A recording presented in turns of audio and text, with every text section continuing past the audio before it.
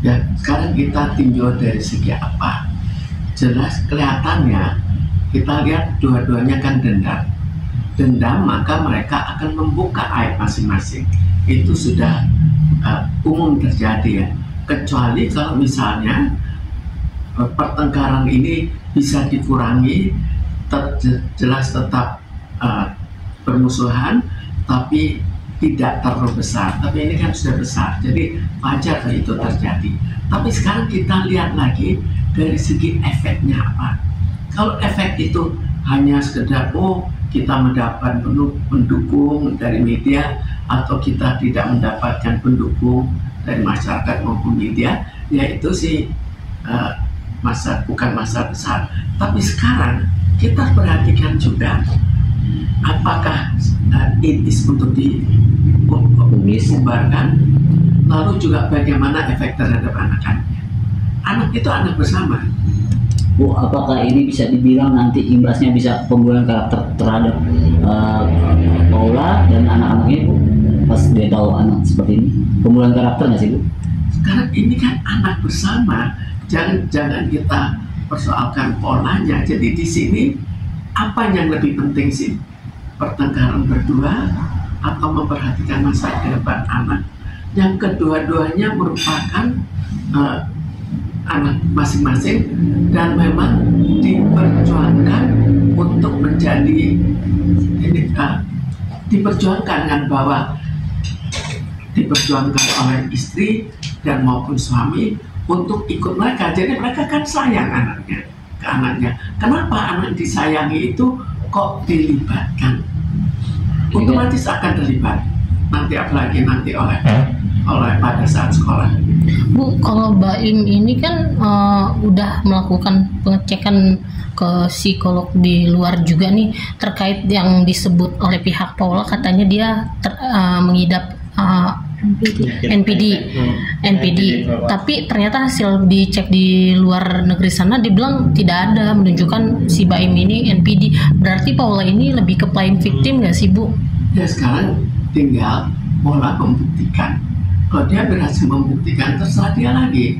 Apa karena dendamnya dia mau pengadilan lagi karena mencemarkan nama baik, itu terserah masing-masing. Tapi sampai sekarang kan kita juga belum mendapatkan bukti yang pasti bahwa dia memang menderita penyakit itu.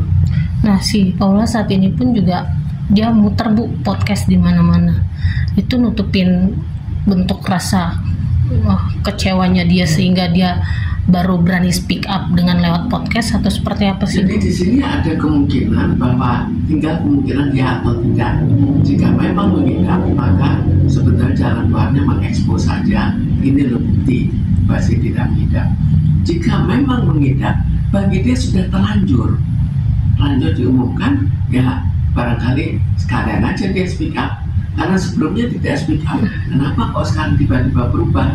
Apakah sudah putus asa sekalian diumbar-umbar? Kalau dari hasil podcast yang kita dengar sih, Bu, katanya selama ini dia tidak diberikan kesempatan untuk berbicara. Jadi setiap mau ngomong kepotong, nggak ada kesempatan gitu, Bu. Ya, itu juga salah satu kemungkinan.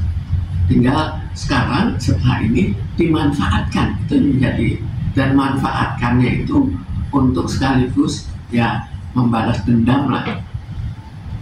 Begini, sejauh mana sih masyarakat itu perlu memahami perbedaan antara fakta, media terverifikasi dan rumor dalam dokumen pengadilan? Jadi itu kan tersebar, itu sejauh mana sih masyarakat memahami itu? Sekarang gini, kalau itu disebarkan oleh hakim atau staf pengadilan, maka itu melanggar etika. Jadi jika itu terjadi, maka hakim-hakim harus diajarkan lagi etika. Terlalu banyak etika yang mereka langgar, atau mereka memang menganggap sudah super berkuasa sehingga nggak peduli melanggar atau tidak, pokoknya dia senang ya dia umbar-umbar tanpa juga memperhatikan kasihan orangnya atau kasihan anaknya. Nah, berarti informasi kesehatan pribadi itu nggak boleh ya dalam ranah hukum Indonesia itu disebarkan? Sebetulnya kalau ini kan sesuatu yang tidak. Sekarang gini, pertengkaran untuk dalam hal perceraian itu kan juga sidangnya tertutup. Kalau sidang tertutup artinya apa? Ya nggak boleh. Bukan tertutup di sini akhirnya hakim bisa speak up di luar. Tapi kalau misalkan si Paula ini dia bilangnya sih kalau selama di podcast tuh pihak dari si Baim sendiri yang melakukan kayak adanya perselingkuhan, KDRT. Nah, ini lebih cenderung si Paulanya memang sama-sama kayak setipe lah Bu, kayak Baim saling membongkar aib atau seperti apa sih Bu? Jadi sebetulnya dua-duanya kan kelihatannya dalam bentuk dendam sehingga akhirnya membongkar aib, atau dua-duanya ingin mengekspos ekspos kejadian-kejadiannya. Jadi kalau misalnya seperti itu kan kita juga tidak tahu apa tambahan dari apa kenyataannya atau betul-betul kenyataan yang diucapkan. Dan saat ini anaknya juga masih ada di posisi di Paula Bu, belum dikembalikan ke Baim, sudah 11 hampir 2 minggu. Ini biasanya anak bakal terganggu juga nggak sih Bu dengan kondisi perang orang tua ini gitu?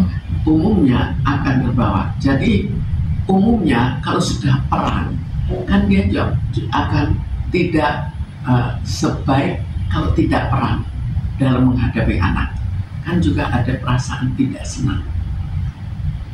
Dan ada perasaan, wah ini orang tuanya kok begini, akhirnya dia misalnya merebut anaknya, tidak mau memberikan kesempatan pada anaknya, itu kan juga salah satu yang membuat anak itu dipisahkan. Itu efeknya kurang baik karena dia sebelumnya mencintai bapaknya, kemudian dipisahkan. Baiknya walaupun mereka berpisah, biarkan anak itu kita asuh sebaik-baiknya dalam segi mental, walaupun itu sebagian hak asuhnya diambil oleh suami. Apa sih dampak psikologis yang dialami Paula ketika isu soal privasi tentang HIV tersebar di media massa? Jelas siapapun kalau sudah tersebar itu merasa kurang enak ya. Apalagi di Indonesia ini tidak terlalu terbuka untuk menerima orang-orang dengan penyakit tertentu. Jadi Bu, bagaimana sih stigma HIV itu memperparah keadaan korbannya sendiri gitu? Sekarang ada sebagian yang menghindar. Jelas banyak orang yang sudah bertanya, wah ini nular nggak? Banyak bertanya dan akhirnya banyak juga yang menjauhi diri. Coba kalau kita dijauhi oleh orang-orang, kira-kira akan bagaimana? Bu, berarti ini kan tadi berbicara mengenai anak juga ya Bu, untuk psikiater jangka panjangnya itu seperti apa sih Bu? Kalau jangka panjang anak, kita harus tahu bahwa anak itu nantinya akan kembali ke masyarakat. Kecil mereka sudah akan sekolah. Sekarang kita bayangkan, apakah anak-anak kawan-kawannya tahu? Umumnya sekarang kan anak-anak sudah terbuka. Kadang-kadang anak kecil masih TK dia tidak tahu, tapi kakak-kakaknya tahu. Kakak-kakaknya mengatakan, jangan dekat-dekat itu loh, ibunya penyakit. Jadi Bu, sekarang gimana kalau disingkir? Ya jelas efeknya negatif. Nah, jadi Bu, strategi apa sih yang sekiranya bisa dilakukan oleh Baim dan Paula untuk melindungi anak dari dampak stigma buruk itu sendiri? Sudah kalau sini terlalu terkenal ya harus pergi ke tempat yang tidak terkenal bahwa dia terkena penyakit itu. Cari lingkungan baru Bu. Lingkungan baru. Karena hal seperti itu rasanya tidak bisa kita meminta rahasiakan. Rasanya sulit sekali. Nah gini Bu, yang terakhir ini masih ada nggak yang terakhir? Seberapa penting sih dukungan kelompok untuk orang dengan HIV maupun yang difitnah soal HIV itu sendiri? Seberapa penting dukungan itu ada yayasannya.